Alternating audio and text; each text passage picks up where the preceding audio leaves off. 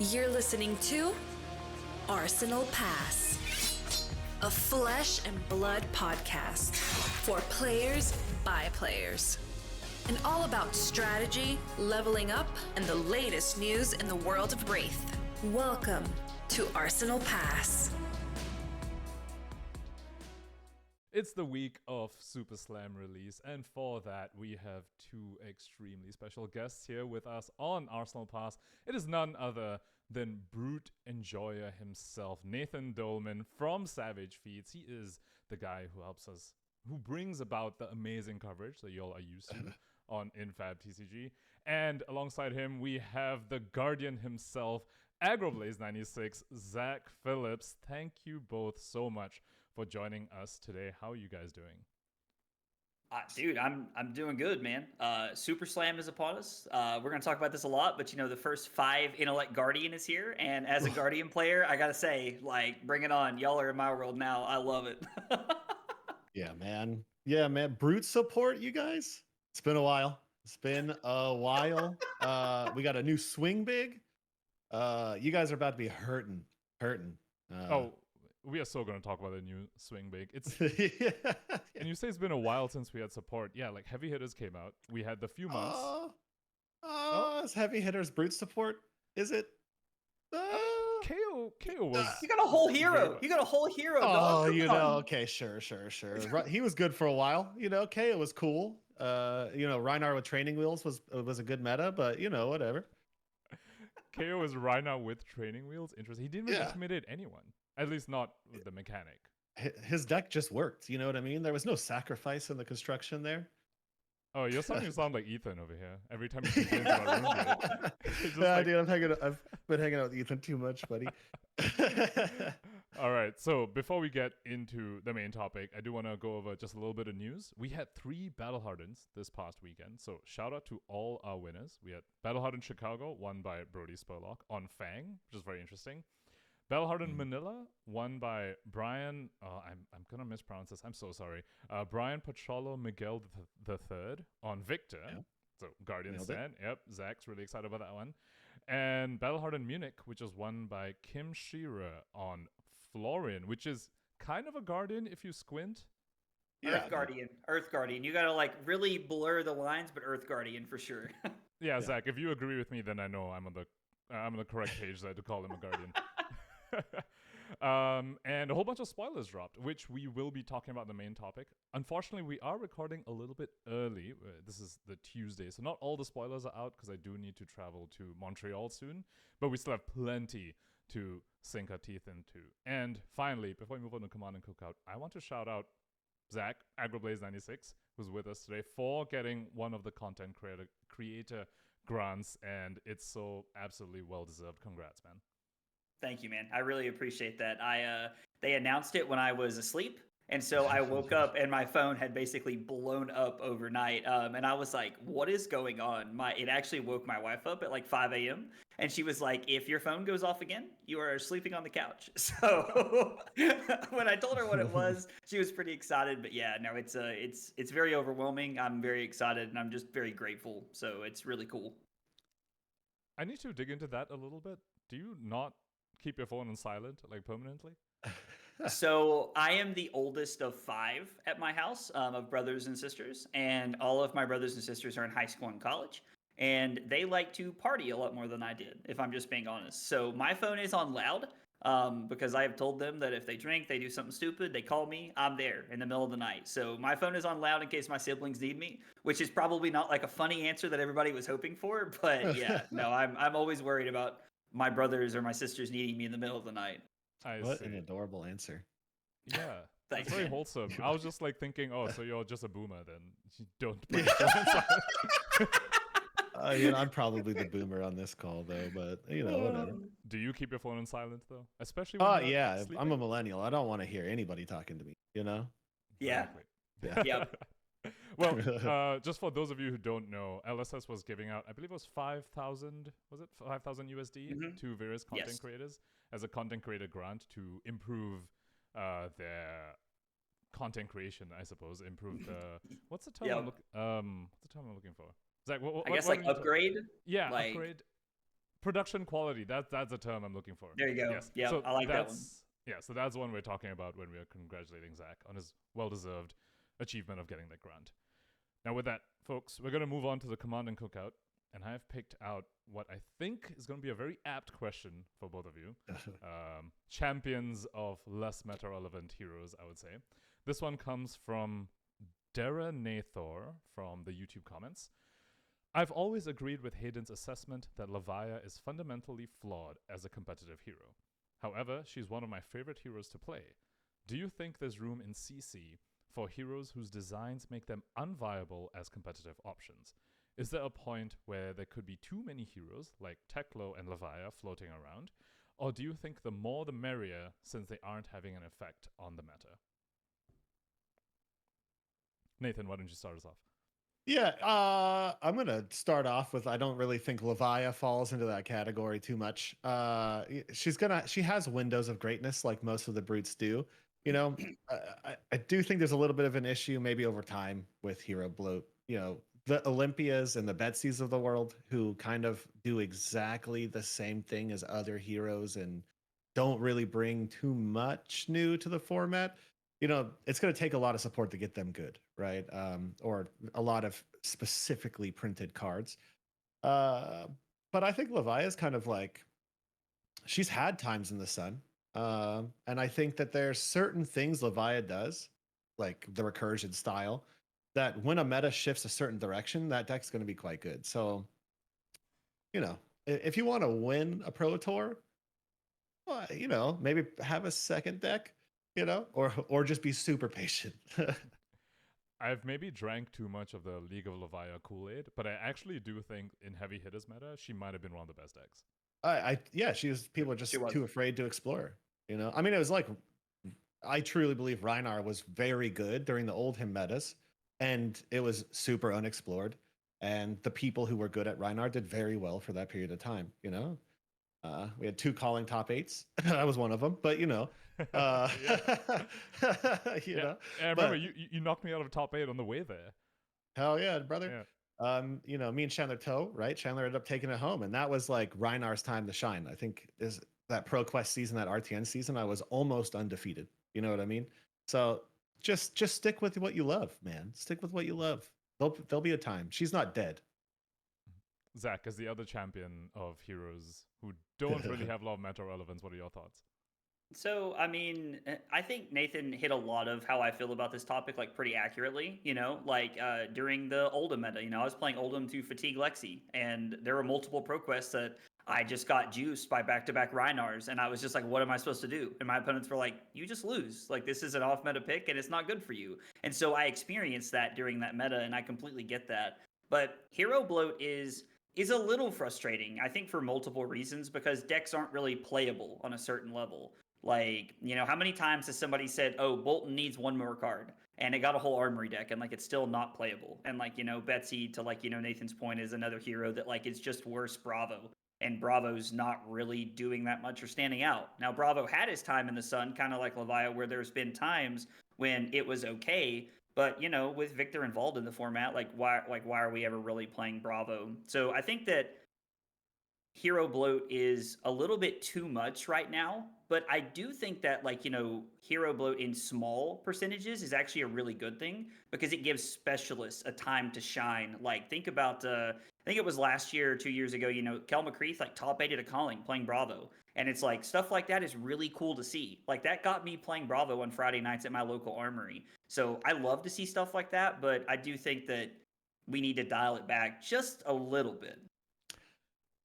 Yeah, I actually think it's like, I don't think the amount of heroes really has ever bothered me, because when they're really bad, you don't care about them in tournaments anyways. You know, like if somebody round ones me on a Betsy, I'm like, what a sick victory for me.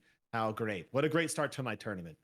I think the piece that is a little bit more, I don't know, disappointing is when they come out and they don't really get the nudges that they need. You know, like, where's Betsy's weapon, brother? Where's my log? You know, like, she needs something really interesting to push her out, because you know, she's going to sit here for a very, very long time, even with Guardian support, because there's like 4 other Guardians that are just going to take those cards and do better with them, you know? Yeah, I've lost count. Is it how many guardians do we have in the meta now, especially post Super Slam? It's like 6 or 7 or some stupid So amount. Bravo, Victor, Betsy, Goliath, Jarl. Did Yeah. you say Valda already? Volda, Volda Olympia, and or not no, Olympia. Betsy. Get it. And the Betsy, last yeah. one is Pleiades. So Yeah, we have Oh yeah, 7. Pleiades. 7. Exactly. I'm so glad you brought up that point, Nathan, because that's the part I want to touch on the most. Like, we spoke about how the bloat can sometimes be a bit frustrating, and I do think LSS feels this a little bit too, because I Yeah. think they have said they regret printing Betsy and Olympia as adult heroes, because now they have to give them support. And I want to touch on that part specifically, because for me, I feel like the part which I struggle with most is that it's difficult to know which hero is okay for me to invest in. Like, because I don't know when or even if they're going to get that support. So I was one of those players, I mean, Olympia came out, I was like, oh, this seems sick. And I bought into some Olympia stuff. I have my up the antes and like the whatever the Olympia only cards. I've just never been able to play them. And it seems like, I didn't know at the time that they regretted that they wanted us to just be young, right? So then now I'm just like waiting forever until the support comes. And who knows, maybe when the support comes, this is going to touch a little bit into the new LL system as well. Yeah. He's getting points at 1.5 times the rate because it's like he gets the support like 2 years later or something. That's the part about the bloat that kind of frustrates me the most, rather than, yeah, like to your point, Nathan, like, yeah, when there's unplayable heroes, it doesn't matter, like meta-wise, like tournament-wise, doesn't affect me. I don't really care, like, if Huntsman is legal when I'm preparing for a tournament. But for me, it's like knowing when to buy in. Like, I bought into Marlin, and I'm just like, oh, I have no idea when I'm going to be able to play her. Yeah, I think that's it's just like the unfortunate aspect of it, of like, I think the draft sets bring a lot of this in, and I think they've gone back and forth on like reusing old heroes and draft to kind of fill the pockets. But I mean, I think it's a little bit up to you and the journey you want to take as a player, to be honest, right? Like, if you want to be a hyper competitive player, you're probably paying attention to tier lists and videos and competitions and events. If somebody speaks to you, like Reinar spoke to me for so long, or this side, right?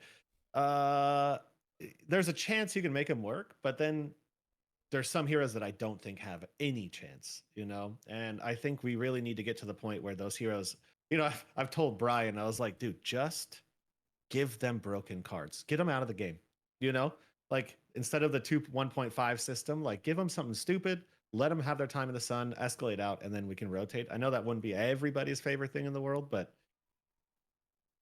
yeah. Or retire. Are we going to look at retiring systems? That'd be weird too, So is there a world where we think LSS is learning from this? Because to Pankaj's point, like, I think that there has been a long period of time where buying into heroes has been a scary prospect. Like, the other side of Pankaj's coin here is like, and what you guys were talking about is take the Aurora problem. I played Aurora day one. I got very lucky. I bought into those cards when they were relatively cheap, and I was able to, like, kind of be a step ahead of some other people who got into the deck later. But 6 months later, she's gone. So now all of my cold foils and my EAs that I loved are now sitting on a shelf over here in these sleeves that I've not taken them out of since London or ProQuest season. And so, like, there's two sides of that coin, but I think that High Seas is actually a great example for LSS is growing and learning. Like, we use Betsy and Olympia as like, these heroes are unplayable. Like, in pretty much all capacities, it's like we're never going to get these things out of the game. But with Puffin, we haven't seen a lot of success early. There was a top 8 at Canadian Nationals, I think. And then there was a 32nd or 33rd place Puffin at Calling Kansas City, which, don't get me wrong, you're not taking home the gold, but, I think if I finished top 32 at every calling I went to, I'd be pretty happy about that. So, and now we're getting new Puffin support, and they mentioned giving new Marlin support in upcoming sets. Marlin kind of took a little bit of a hit initially because of the whole Tipple gravy thing, but I think LSS is learning, and I think they're making it safer to build into specific heroes. But you may just have to sit and wait, a quarter or 6 months for another set to come out. And that does feel bad, because it feels bad to feel like you have a toy you can't use. The other thing I think they're learning is, I mean, the carnival slots, which is, now being changed multiple times, the naming structure of them. But like, this set has the most carnival slots of all time. And I think that's another piece that they're using in their toolbox, right? So they're going, okay, these heroes aren't moving. Let's give them their pieces. We'll see more about that soon, because, again, we're a little early right now. It hasn't been totally released yet. But if it is 30 whatever slots. That's support for probably a vast majority of the heroes. You know what I mean? Yeah. And they're getting a lot. It's a lot more common now to print specializations. For a long time, there was like a hard cap of how many specializations you could have. That seems to have gone out the window. And now heroes that are struggling are getting a lot of specializations. Are they all good? No, but they're nudges. Every little one's a nudge, you know? Thinly veiled reference to Riptide over there for people who didn't catch that. Yeah, or Reinar's romping club specialization that he whatever. And speaking of that, I wouldn't be surprised if we start seeing a few more young-only heroes when it comes to draftable sets. I think they might be feeling a little bit of the bloat, as we've been speaking about, and especially with the takeaways from Betsy and Olympia. I wouldn't be surprised if next year we start seeing some heroes that are just like, you know what, this is just young, it's just for draft. We sort of saw that with Solitary Confinement, right? Where Arachne, Solitary Confinement was only young, and then Slippy came out a while later. Yeah, Scurv, another one. So, yeah, I think we'll see more of that. With that, folks, we're going to move on and talk about all things Super Slam, which is why we've got the Brute Stand and the Guardian Stand in here with us today. And we're going to start with the Brute stuff, high-level stuff, just the generic Brute stuff before we go into the revered and reviled mechanics. There seems to be a new Swing Big. There seems to be a mini Cast Bones with Go again. Yes. These two new Brutes don't seem to want to play at Blood Rush at all.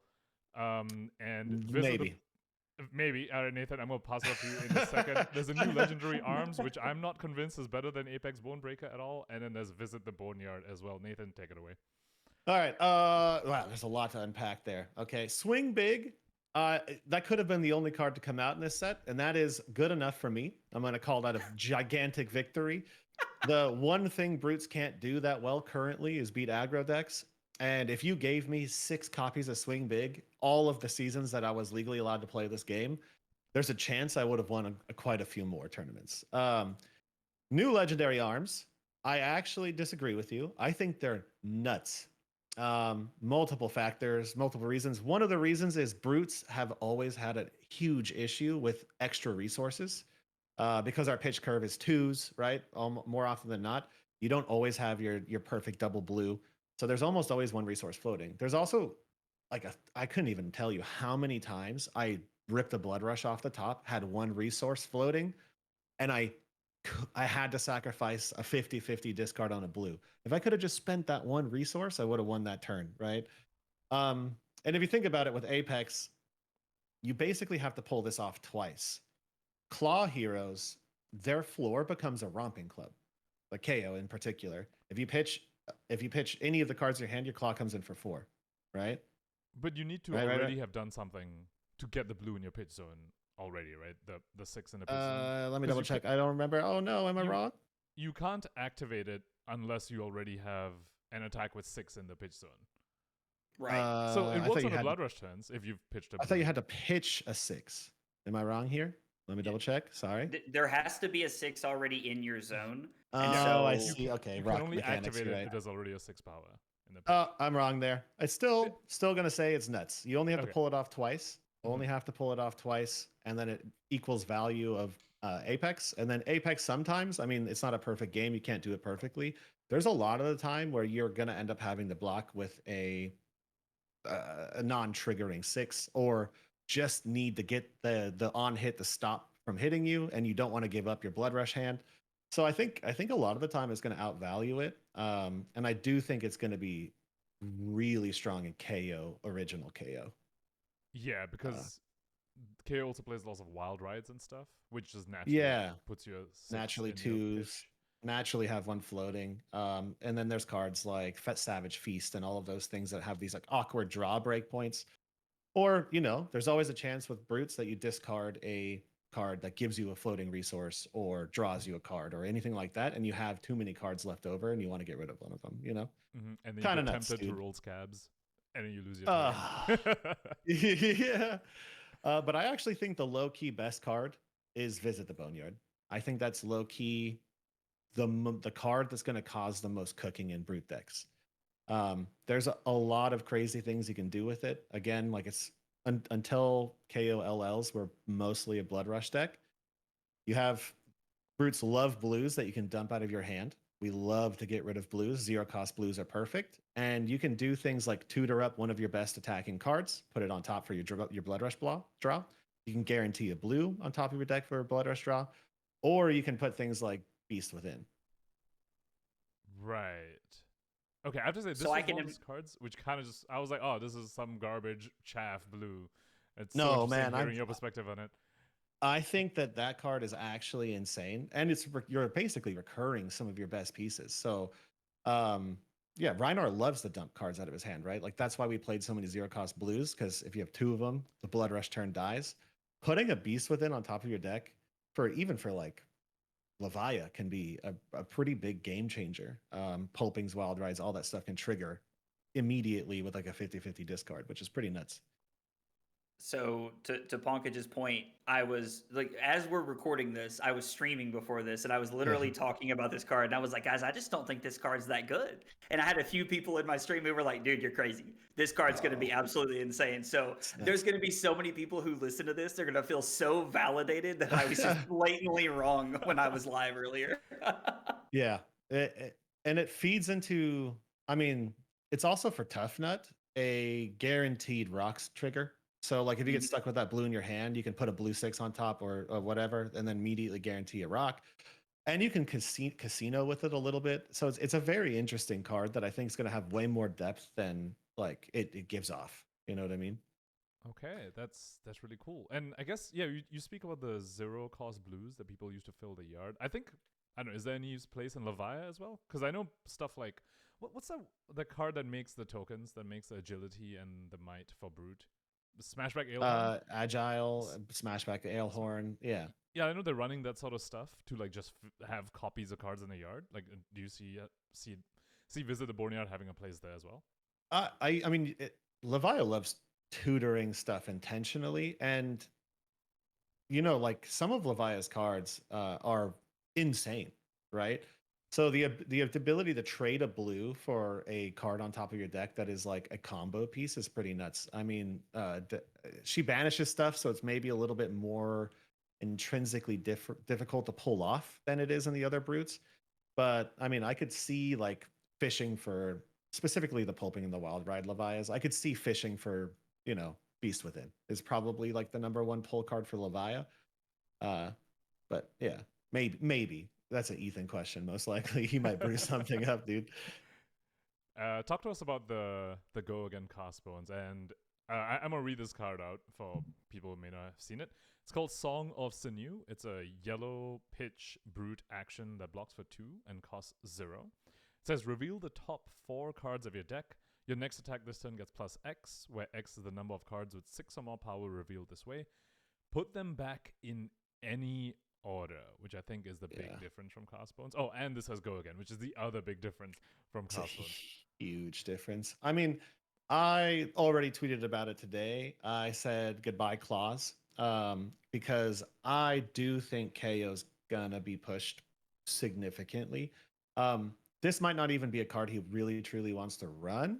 But KO is the best deck at running it, right? His entire deck is basically a 6 power, except for this card and your Blood Rush Bellows. So very, very, very high chance to hit.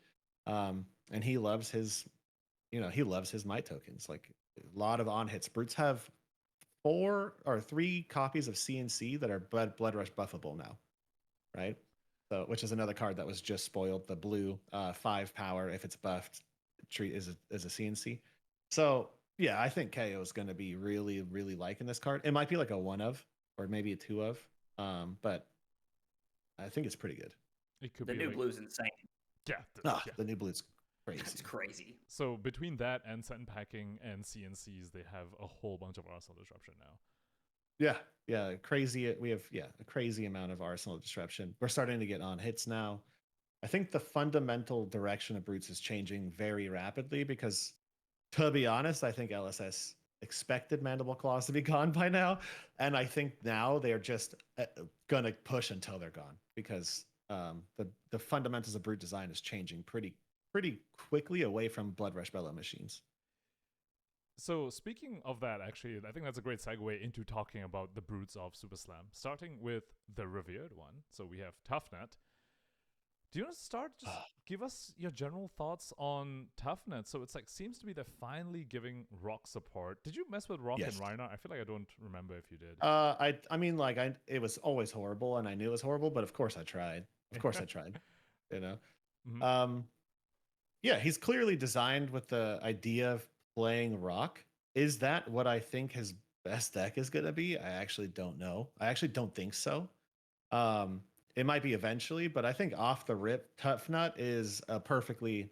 This is going to sound horrible. A perfectly designed brute, because brutes have always been constrained by deck building, right? You've got Rhinar with the 6 cost or with 6 power attacks and finding the perfect balance between aggression and pretty much bad yellows. You got Leviah with the blood debt equation. KO's a little different. He has to deal with like rock calculations. And I've already actually built a spreadsheet for it. So I was going to do a video. I'll give that out to everybody like I did with like pulping and wild ride and the percent calculations.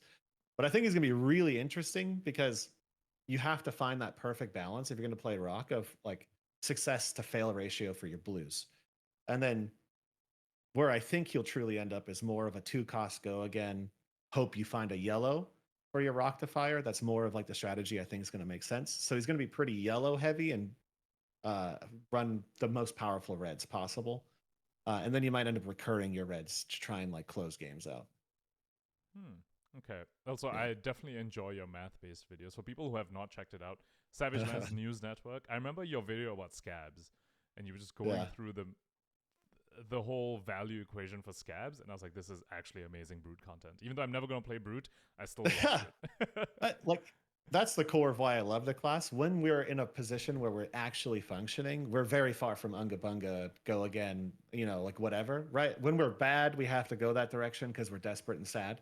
But for the premium brute content, and I think this is where Toughnut's going to sit, it's going to be like you're going to know your percent chance to hit on every play, and you're going to make that decision of, is it worth it to casino the top right now?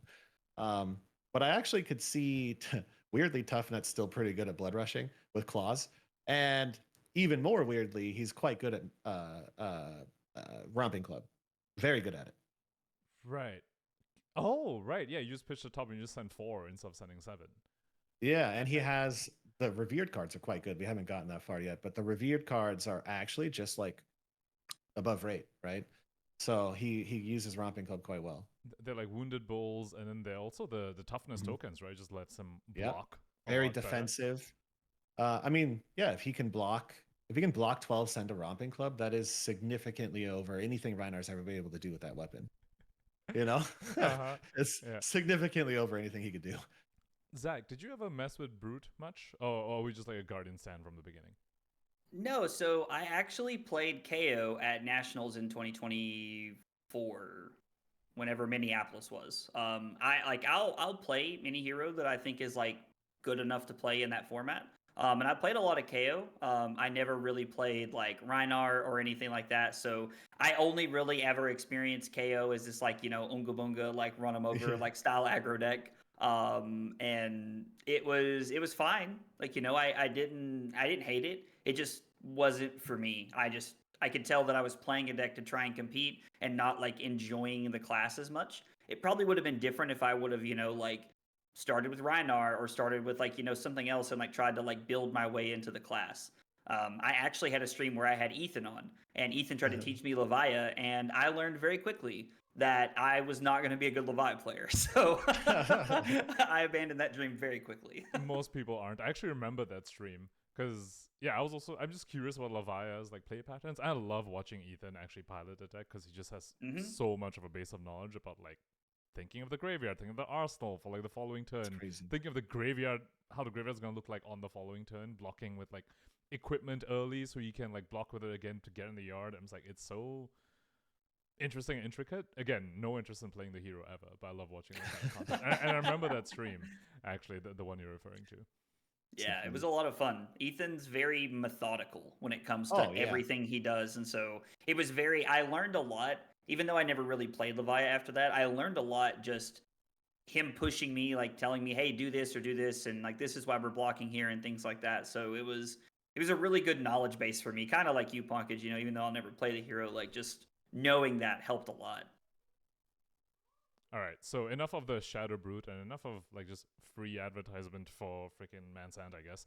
We're gonna move on to the Reviled Brute, and I want to hear y'all's thoughts on this because I've been trying to brew a little bit of this hero, and my main gripe is that I don't see a weapon for this guy because he doesn't seem to be Blood Rush coded. Again, Nathan, you sort of pushed back a little bit when I made the claim earlier that these brutes don't seem Blood Rush coded. So when you start off, do you think he's gonna run Claw and do Blood Rush things, or what's happening? Yeah, I think he's the weird one out here. You know, like Toughnut, I could see it, right? Like he does the same exact thing every other brute does. He can have 2 claws, and he gets some new exclusive brute cards that are quite good, like free go again, non-random go again, stuff like that. Cheering.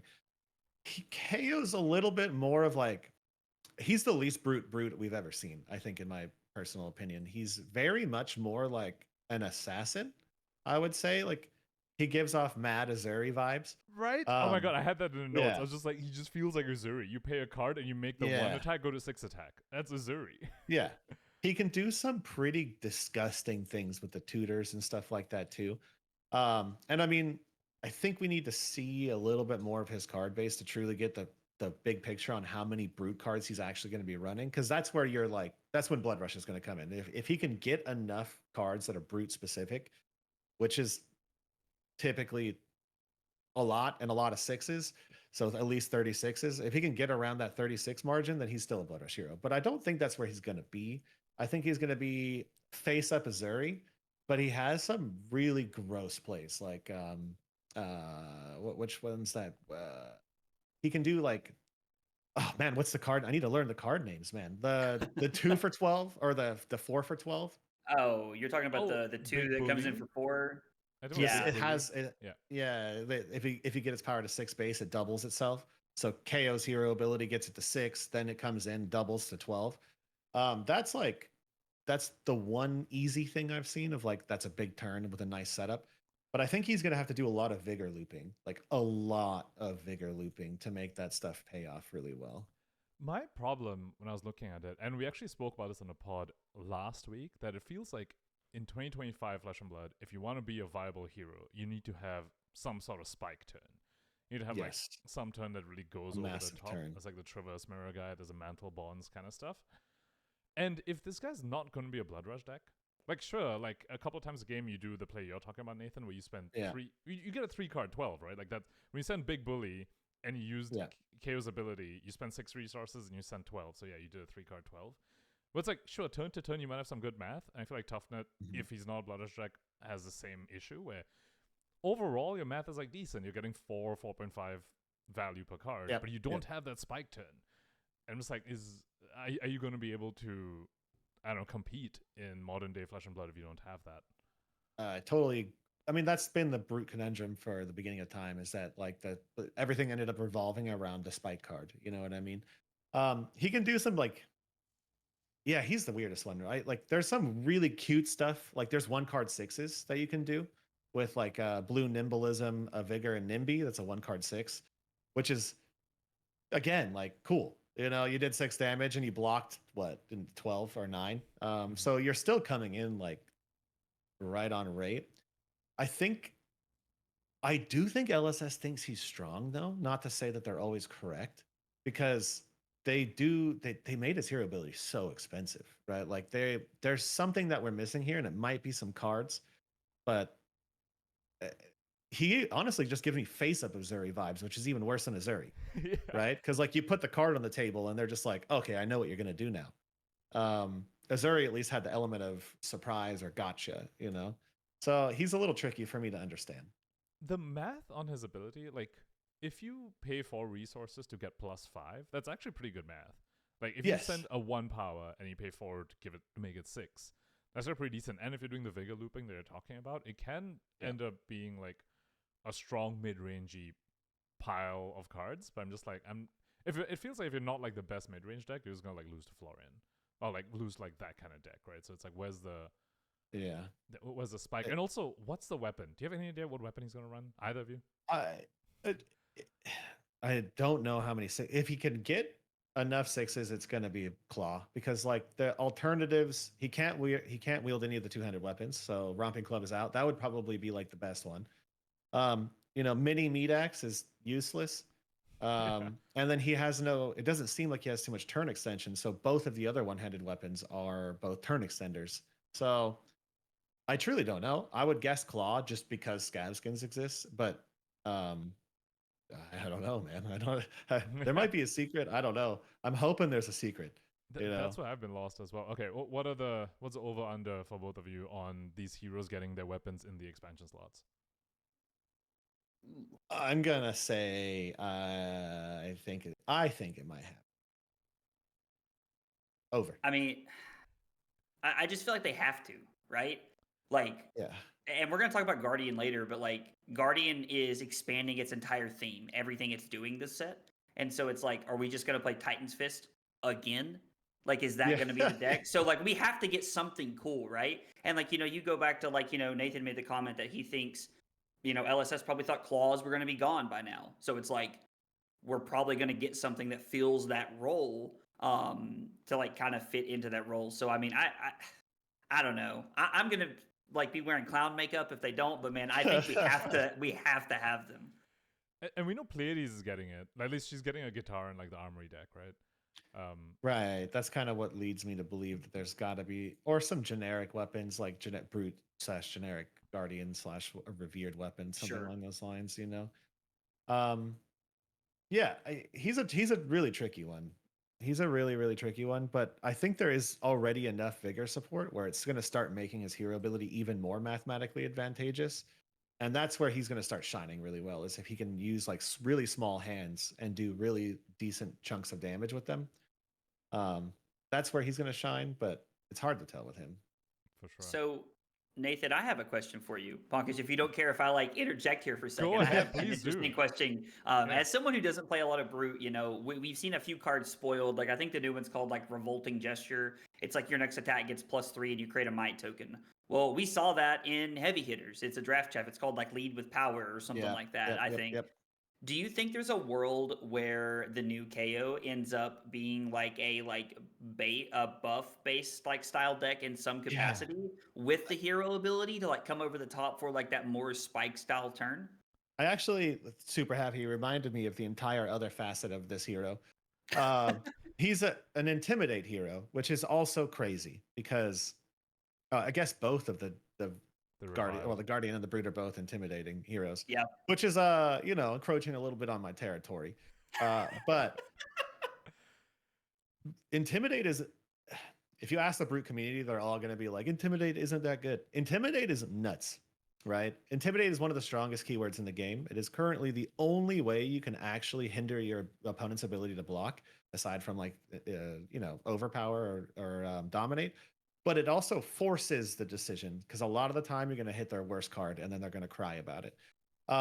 He does do really interesting things with vigor tokens and buffing Brute cards. So we have like a 1/3 Intimidate as a example. I've tried to run it in Rhinar for a long time. It's a WTR card.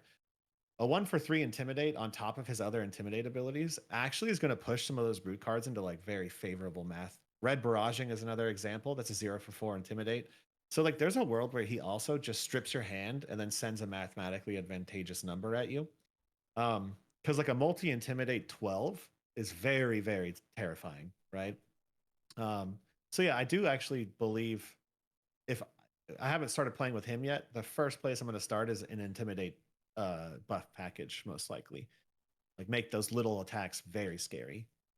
Yeah, Intimidate's one of those mechanics where the first one is like, okay, it's like very hit or miss, but when you intimidate like 3 to 4 cards, it's just like, okay, it's like super arcane damage, where it's just like, okay, cool. Yeah, actually, it's just 12. About this. Yeah, the Bully Tactics card looks kind of scary. If you have a bunch of my tokens or the buff that you were talking about, Zach, and you Bully Tactics and you just take away their whole hand and you just send 10, like sure, maybe you do like a 4-card 10, but it was 10 damage they couldn't do anything about. There is one difference though. What's the card name again? Is it Rude Gesture, the one you just spoke about, Zach? Revolting Gesture. Revolting Gesture. There's actually one difference, because I remember looking at the card being like, isn't this just Lead with Power? There's a difference. Revolting Gesture buffs any attack, but Lead with Power only buffs Brute or Guardian attacks. So you could Ooh, actually, okay. yeah. So you could like revolting just CNC for 9, for example. I mean, I don't know It's pretty whether gross. KO would want to run CNC for 9, CNC, but I mean, if it's a mid-rangey sort of deck, you can imagine. Yeah. Yes. Mhm. Yeah. And if he's making as many might tokens as he seems to be, CNC for 7 is also just really, really strong, right? Well, it just opens up like other deck building play pattern avenues, which means week 1 of ProQuest season, you're like in an even cooler spot because you have so many tools at your disposal. Yeah. And it buffs Yeah. all the reviled attacks, which lead with power wouldn't. All right. Anything else on the brutes before we move on to Zach's side of the lawn?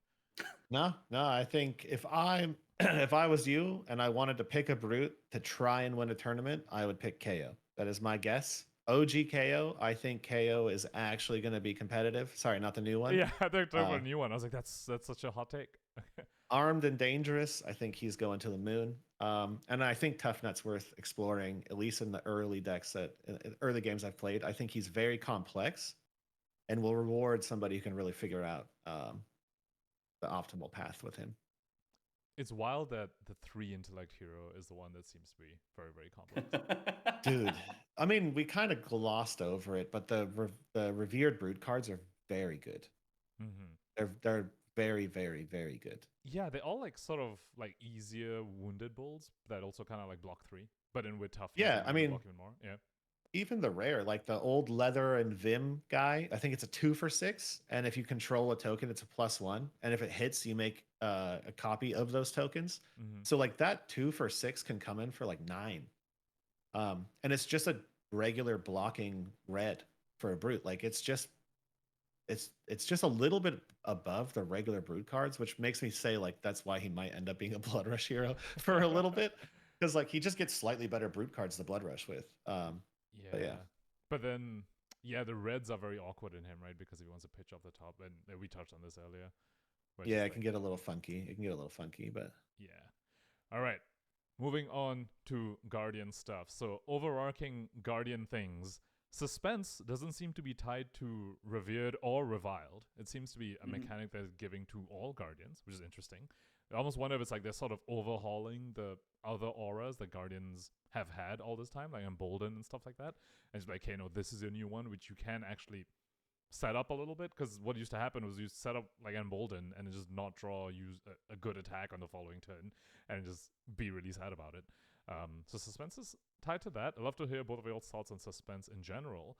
But with that, I think the rest of the sort of non-revered, non-reviled side of Guardian seems to be fairly straightforward in Super Slam. So I'm just going to pass it on over to you, Zach. What are your thoughts on Guardian?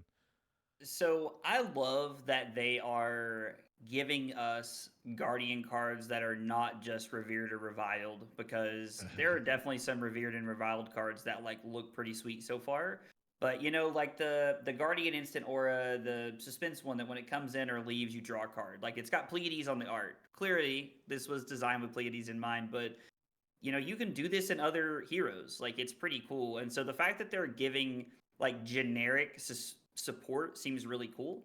And the fact that, like when we talked about Brute a minute ago, Nathan mentioned the 2 for 6 that when like the crowd cheers you, it gets go again.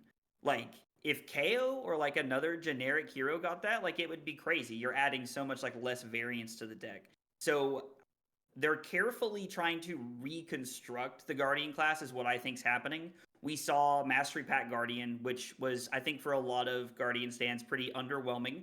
But, you know, we talked about, you know, Potch earlier winning the Manila Battle Harden on like a Mill Victor style list, which was really cool. So seeing that and like seeing the route that they're taking, it actually gives me a very, very positive outlook as a Guardian player moving into like 2026 Flesh and Blood. The whole suspense being available to all Guardian, it reminds me a little bit of Mark. How like Mark wasn't just tied to like Draconic or Chaos. It was like any assassin can now mark people, any warrior ninja can like mark people. And I think that was pretty interesting as well. Yeah, for sure. 100%. And like the other thing that kind of stands out to me is that a lot of these like, you know, suspense or like aura cards or like these instants, I guess, are blocking. Like we've added block values to this, which is like nuts. I've gotten so used to not even looking at the bottom right cards of like instance when it says instant, I don't even read it. And then I'm seeing, in the palm of your hand, this like, new suspense instant aura, and it blocks 3. And I'm like, oh my lord. I'm like, what are we doing? We get 5 intellect and we get instants that block. I'm like, James, I hope you all knew what you were doing, because if not, I'm gonna have a lot of angry people in my chat when I'm just like bullying people playing Lyeth all the time. So it's really cool to see. It is very Guardian like flavorful, I suppose, that they are the only ones that get instants that actually block, which I think is pretty cool. So we're gonna start with just a Guardian you're clearly way more excited about, Zach. I was gonna talk about Pleiades first, but you've brought up Lyeth like 6 times unprompted already. So I was gonna start with Lyeth. So freaking 5 intellect, which is wild. I never would have imagined the first 5 intellect hero would be a Guardian instead of something like a wizard or something. So that's super interesting. Why don't you just take it away? I do want to point out a little bit the instant speed aura part, which some people might have missed about leave them hanging, is that you can intimidate people on their turn because that's an instant aura. And Nathan's probably just like, hey, that's brute territory right there. Get off my lawn. Yeah, dude. Rival Guardians. Come on, dude. But honestly, I can't wait to hear how excited he is, because this is the first Guardian I've ever wanted to play. Ever. All right, let's go, Zach. It's so funny, Nathan mentioned this earlier, but like Guardians and Brutes are almost like swapping roles from heavy hitters this time around. And so it's like a little backwards. And I love that, because Guardian has always struggled to push through on hit effects with Crush. And now you're telling me I can just take your cards out of your hand and I get instants that block. Like, I'm getting 5 intellect. I get to play Flesh Bag. That's 2 cards. And then 2 turns later, I get to turn around and pump something for 4. When this card got spoiled, I was almost excited as I was when I saw Test of Iron Grip. I was like, this is insane. Like, this is crazy. Guardian is moving this whole other different direction that I think is super, super powerful. We're leaning into like might tokens and buffs. And Lyeth is so exciting to me because every time a Guardian comes out, it's almost like a natural deck building process. Like, and I don't like, it's because I play so much Guardian, but I'm like, oh, Spinal Crush, Choke Slam, like a lot of these cards that just fit into it naturally, And like with Yarrow, we sprinkle in some ice and some earth cards here and there. But with Lyeth, it's like, oh, what are you going to do? Like, play Crater Fist and then like lose it when it blocks the first time around? Or, you have to start experimenting and looking in other directions for what you want to play. Lyeth had me looking at Blade Beckoner Helm the other night. I was like, what am I looking at right now that I'm considering playing this like Project Blue headpiece equipment? So Lyeth opens the door to so many powerful things. And it's so funny because when I saw Lyeth, my first thought was, this is an aggro deck. Before we saw any cards, when you spoiled the hero to me, I have timestamps that I can find if I have to, if nobody believes me in the comments, where I said this is an aggro hero, and other people are looking to fatigue and to like do other things with it. And it's like, oh, we get all these cards to block with. And it's like, sure, but have you also read the rest of the text box? Like, you have to find prevention effects. And those prevention effects sprinkle in super well to supplement your instant speed Flesh Bag and all of your buffs and intimidating cards out of your opponent's hand. So I've got high hopes. If this hero's bad, it's going to be a long ProQuest season for me. That's all I'm going to say. That's fascinating, because I could see him going either way. When I first saw him spoiled, I was like, oh, this is a NIMBY deck. So to your point, yeah, he's going to be like an aggressive deck. He wants to play all these buffs and then send one thing. But at the same time, if you think about all the life gain effects, like Fiddler's Green and Sigil of Solace, they don't get subtracted by his hero ability. He gets an extra card that can just gain him 3 life, and then he still has 4 cards remaining to work with. So I could also see him going down the fatiguey block you out style, because also his hero ability is defensive, right? Kind of. It makes a might token, but really wants you like pitch to like upgrade your defense value and probably pay into Rampart for your floating resource as well. So he's so confusing to me. I'm super interested to see where people take him. So the other piece that I feel like we're kind of stealing from Brute, but we're almost stealing from Rhinar specifically. Nathan mentioned like when you're building Brutes, you have a number of like, 6s you need to hit on. I don't think Lyeth's a very straightforward deck build. I have a list of cards that I think could fit in there. Razor Reflex is in there. I also have Fiddler's Green in this deck. Like, it is nonsense. If you showed this to somebody from 2 years ago, they would think that you're a psychopath.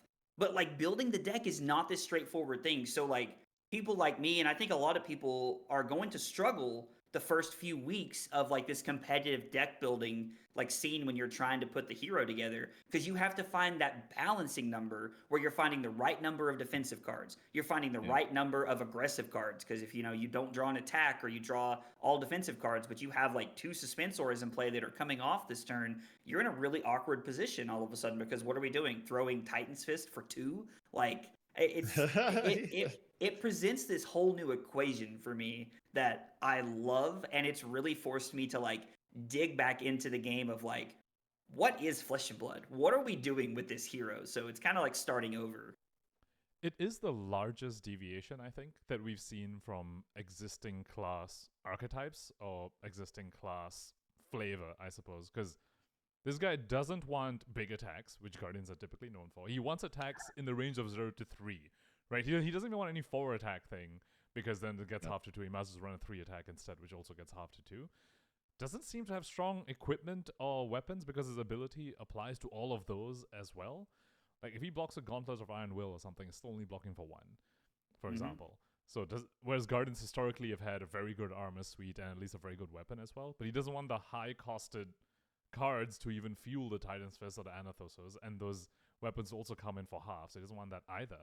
And overall, I'm so glad you said you want to like rediscover Flesh and Blood, because I think that's kind of what this guy asks you to do, because the math on him is all over the place. It's not like, normally in Flesh and Blood, you're like, oh, you want to try and get like 4 points of value per card, and if you can do that, you feel really good. That's what like Aurora was doing, right, every other turn, and then you're like, this is brutal. But for him, because he gets 5, it's like you'd be happy if you can get each of those to 3 value per card. And then that just you have like a slow win, like a mathematical advantage, right? And then just like completely overturns how you start, overhauls how you're supposed to rate cards. Because now you're like, oh, does this get 3 in Lyeth? Then you're like, oh, okay, cool, I'm probably happy with that. Yeah. I mean, also Fix the Match is such a cool card. I don't know, like I think they took the 2 classes and they kind of switched them around a lot, like Brute and Guardian this set. But Lylath is like a dirty little scoundrel brute, and he can do like I don't know. Fix the Match is so cool because it's like you could put 1 gigantic Guardian card in your deck and then just you cause a clash, and your opponent just like has to look at it and go like, okay, I know there's a 10 on top. Like, this clash is going to be so detrimental to me. I think that card's so cool, and I think the Intimidating is super cool on a Guardian. I at first thought I was going to be so mad, but he's the aura of this little guy, dude. The aura. His cards are so sick. It's definitely very interesting. Fix the Match is a card that stands out to me. I have to admit, when I initially saw my spoiler card, overturn the results, I was a little bit like, like, what are we doing here? Like, how are we trying to build this? Are we like Victor Light? Like, is this not really that innovative here? And now seeing it, I still think my card fits into the deck very well, but at the same time, it's like, you have like Truth or Trickery, and you have like Fix the Match, like you were talking about, and just like, are we going to play Test of Iron Grip? Are we going to play like other Clash cards in the deck that don't naturally block well? So we're just forced to ask a lot of questions that are really neat. I have been talking to a lot of Guardian players who have been playing Guardian for a while, and they're all very intrigued, or they're very not intrigued, because they're like, no thanks. I'll let somebody else figure this weird 5-card hand math out, and then I'll come back to it in November, right before we get to Worlds or something like that. Which I get it. Like, some people are busy. They don't enjoy that part of the game. They just like to put decks together and show up, and there's nothing wrong with that.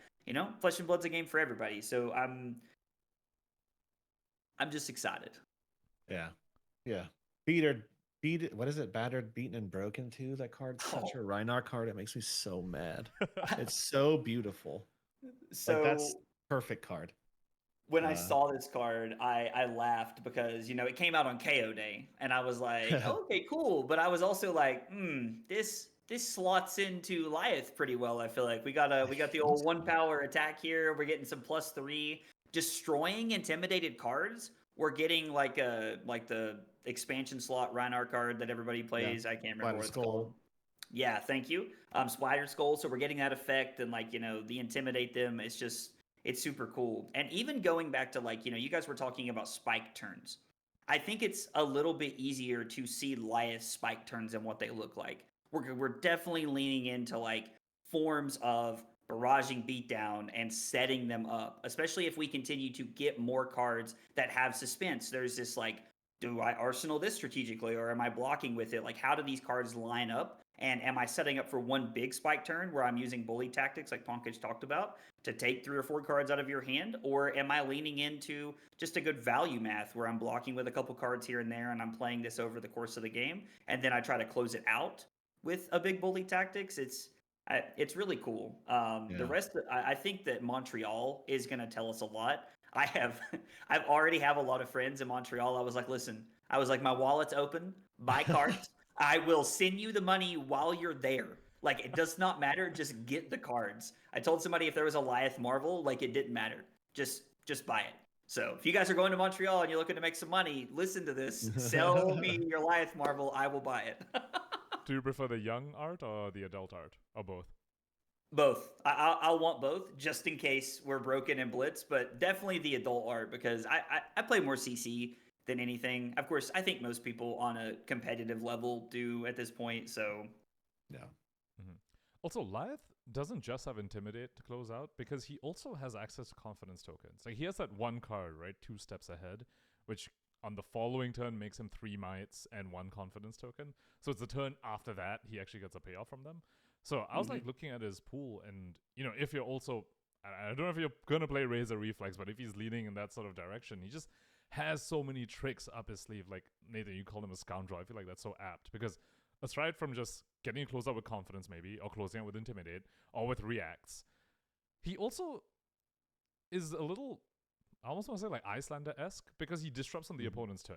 Like Truth or Trickery, like Zach, you brought that up, where you can actually make your opponent discard on their turn, and then leave them hanging, where you Intimidate on their turn. Where out of nowhere, you're just like, hey, I'm disrupting you, and it's your turn. They're not expecting it. It's just so, he has so many hooks into his design. There's so much going on with him, which I think is what, you know, our boy AggroBlaze over here already kind of said it. It's like, good luck building this deck, though, you know, because like you look at it, you're like, okay, it's an Intimidate closing package. Okay, it's Confidence tokens. Okay, like actually, maybe it's just making 45 Vigor or Might tokens and Vigor tokens and all these things every turn. Okay, wait, actually, maybe it's Clash. No, it's not. You know, it's like, it's crazy. And they have so many buff cards available to that hero pool. There's like, there are so many buff cards that Guardians have, and there's so many buff cards that the Reviled decks get. So there's just so many paths, you know, like, I don't know. If you can get like, what is that? The Titan, the Guardian card, the Towering +10 Titan? or whatever. Towering Titan. Imagine a gosh. Towering Titan 1-cost card coming gosh. at your face. And you're just like, oh, you know? And I don't know. he has There's extra so much cards. stuff. He has extra cards to play it as well. So Yeah, he's like, there's so much weird stuff he could do. okay, So so seems like Liath is giving all of us a bit of a headache. We're going to move on to the revered Guardian over here, which is Pleiades, who is the only one getting an armory deck, which means if High Seas anything to go by, it means she's going to be the busted one, obviously. Yeah, Aurora, High Seas. That's I literally called that out as soon as I saw it. It's like, that's the strong one. Buy her cards. Yeah. And she's definitely going to get a weapon, whereas the others were sort of speculating. Zach, thoughts on Pleiades? So my running suspicion right now is that week 1 and week 2, Pleiades is going to be like the best hero in the set because her armory deck is going to make her the easiest to build, quote unquote. And so she's going to be the most straightforward, which early people will see success with. And then as we move towards like some of the more complicated plans, like, you know, like the new KO or the new like Liath, you know, you're probably looking at seeing people who have put in the time start to reap those results. But Pleiades is a very like early on, very like probably straightforward, easy deck to build because her hero ability lines up very well with moving counters around and juggling things and trying to like play this game.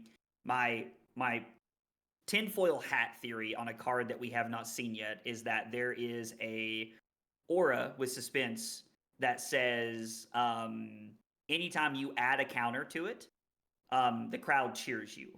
And so you're trying to keep it in play as long as possible, is my running theory. And so you're able to, you know, get counters off of something you want to get into play and then put counters on that to let, like, keep cycling your ability. because that block with 2 non-action cards, I think is what it says. It hurts my head every time I think about the confidence token, but if you're able to cycle those every turn, you can do some really dumb things and close doors quickly on a game.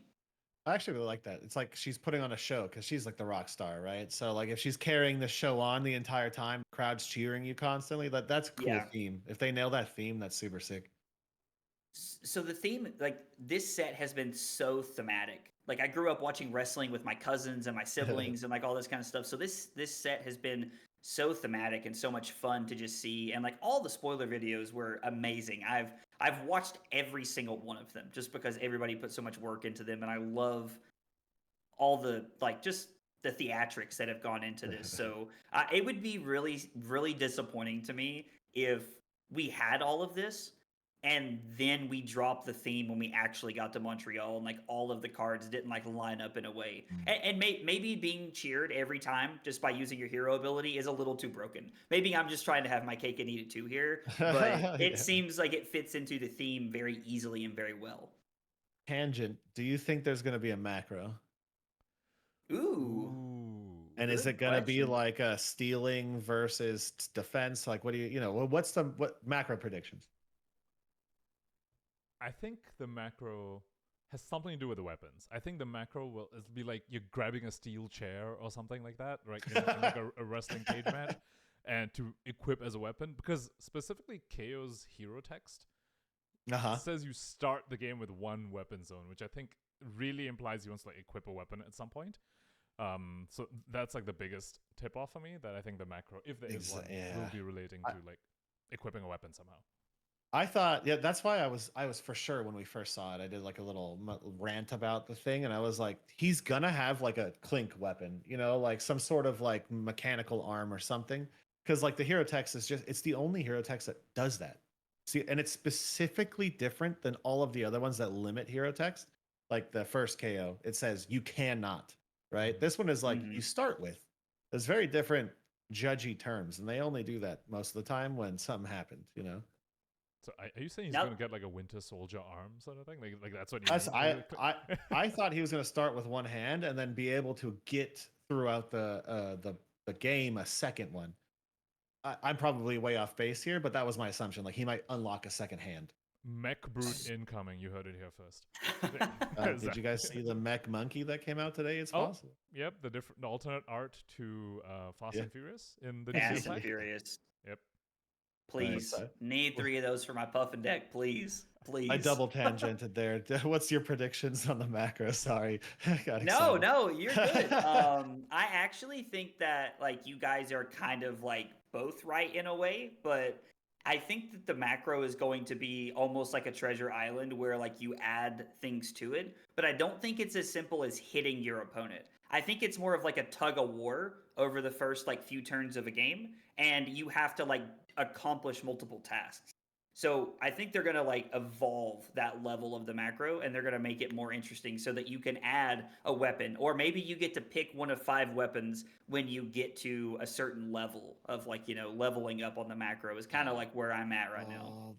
It'd be so cool if it's like a tug of war, like the more crowds versus the more boos, like it goes one side or the other. Like that. Exactly. I'm getting too hyped. Okay. Yeah. And once you get cheered enough or like booed enough, you get like a weapon or something like that. Yeah, something happens, Exactly. Yeah, because I've been wondering, like, if there are no weapons, and the macro doesn't create weapons, like, will people just get like fatigued, kind of just like deterministically on either side? On like both sides, I was worried you might get to a game state when both sides cannot end the game because one person's out of attacks and the other, both people are just out of attacks. Mm-hmm. I do find that one really interesting too. Isn't there an intellect thing too going on? Here, you guys continue on. Let me pull it up. Okay, cool. Sounds good. I swear I read it somewhere. So I think to your point, Pankaj, I think that's why there has to be some level of you can equip weapons or you can fight for weapons or you get cheered into specific weapons, because fatigue is a real thing. And we saw this with like Bright Lights draft where fatigue was like a very, very real strategy. And so when you take away weapons from heavy hitters meta, I think the draft format becomes very dull and very unfun for a lot of people very fast. So I think LSS has learned too much from past sets to walk us into a direction like that. And there are elements of setting up like offensive overlap turns in a sense, but it doesn't seem to be anywhere near like what the high seas heroes could do in draft, right? When they get to their gold end games and they're like sloop something else, like okay, yeah, you don't get fatigued, right? Like Marlin and Gravy don't have weapons, but you're not getting fatigued there. But these are like, okay, I'm gonna intimidate like a card from you. I'm gonna have a confidence token here or something. You can only block with 2 of your cards and stuff, like the whole hand. It doesn't seem quite enough where you don't get.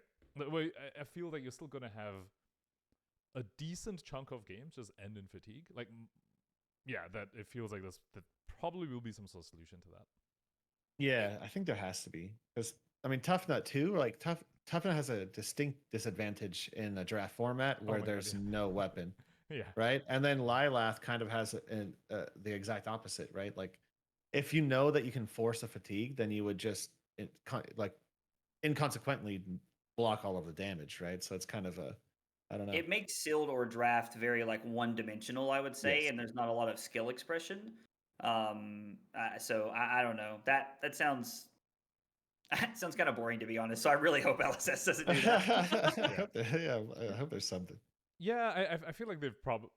I have enough trust in them. I think that this wouldn't be the case. I think they've been very cognizant of fatigue type end games in draft format specifically.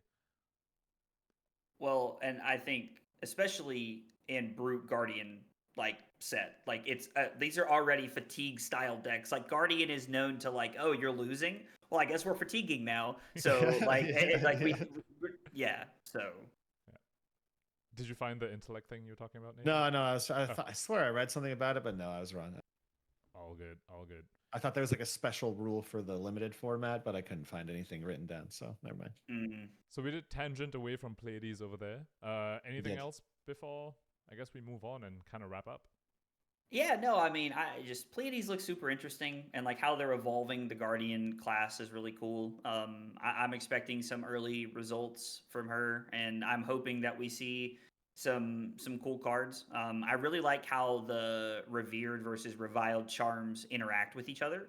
Like, when you're reviled, you're stealing them, and when you're revered, you're destroying them. So it's a very interesting interaction, and I'm hoping that we see some more like token stealing or destruction amongst like the commons, like the draft chaff, because I think that'll make the limited format very interesting. Because Nathan talked about stacking vigors or stacking mites, and it's like, well, that's harder when you can steal a few of them and make them your own. It makes it tougher, and there's like some consequences there. Yeah. I think the limited format's going to be a very interesting one, just because the heroes are so strange. Mm-hmm. So it's going to be really interesting to see like how a 5 power super low to the floor, or 5 intellect low to the floor Guardian versus a low to the floor Brute's going to actually like work out. And then I think Toughnut's just wild, right? Like starting with 3 intellect, you're going completely random in draft. Like, your deck ratios are going to be draft deck ratios. Your limited ratios are going to be even worse.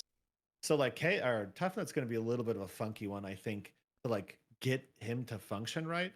And his entire hero ability is use rock better.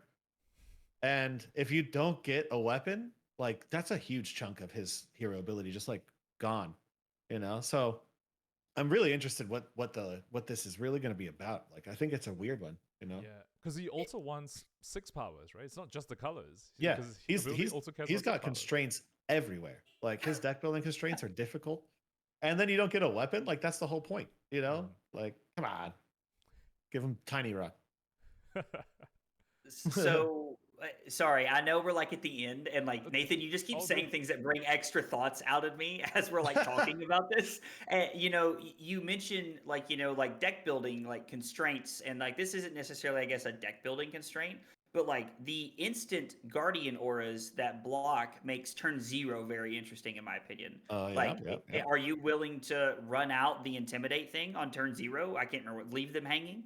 Are you willing to run that out on turn 0? Or like, like we're now playing in this like weird Kano meta where it's like it's our first turn. Like you can put auras into play that do things, but do you want to draw a card on turn 0 by putting this into play? Like it's really interesting to see like how that draft plays out. And I know a lot of the ones that we mentioned are M's, and like a lot of the commons and rares are like their actions. And I think that's very intentional because we don't want to just a bunch of instant speed nonsense where we're all playing chicken on turn 0, trying to see like who's going to break first. Yeah. And I think there's a lot we don't know yet, just from the spoilers, right? Because they have that entire super rare container of one of printed cards, and we haven't seen very many of those at all. So this set's also going to, again, go into the draft in the limited format. There's 30 of those. They're all individually printed. They're not rainbows, from what I understand. Like your draft pods and your limited pods are going to be so different time and time again because like there's so many of those cards and they're all one-ofs. So it's like you're going to see like the one sick Pallades one, that first pack, you're like, okay, you have to hard commit. Whereas like, you might see only the bad super rares. And I think that's going to have a pretty big impact on limited as well, like the super rare pool. Yeah, signaling in this format seems like it's going to be all over the place because a lot of that is also your card evaluation, right? If it's a whole bunch of these one-offs, have people got their card evaluations down? Or they almost certainly won't even be uniform, right? So someone might think this is a bomb and someone else might think, oh, no, this is garbage. Oh, yeah. The signals is happening everywhere. Pankaj is going to get super frustrated because he's so analytical and is sending a signal, and the guy to his right is going to be like, "Oh, Toughnut," and then it's going to put it in his hand. And I'm going to be that guy. I'll be like, "Oh, I got a Toughnut," He's gonna get triggered for the first like 6 months. I felt that though. I'm definitely the guy to Pankaj's right, who's just like jamming Goliath cards because I want to play Goliath and limited. Like I get it, man. I get it. Somehow. I seem to be good at limited.